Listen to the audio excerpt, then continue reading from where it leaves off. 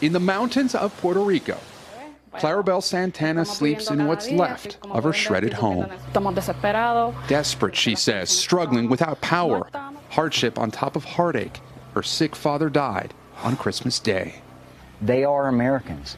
They deserve help, they deserve support, and they deserve not to be forgotten.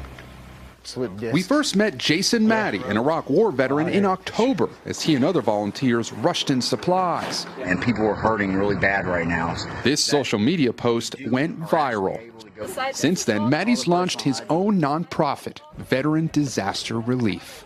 Among the new volunteers, Jose Lebron, a retired Air Force veteran from San Antonio, and Lisette Gonzalez, a Cleveland police officer. I saw Jason's post and contacted his wife and said, how can I get involved?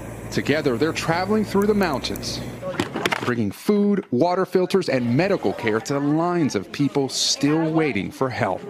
70-year-old Israel Ortiz strums his guitar to dull the pain.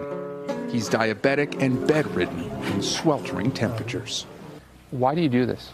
I don't think that I could look myself in the mirror and know that I walked away from people here. It's incredible how much a donated generator can mean when a man realizes he has power and a fan for the first time in 4 months. On this island, amid the heartbreak, there are reasons to celebrate. You just feel a joy in your heart that you potentially saved their life. To be a part of that is incredible, incredible.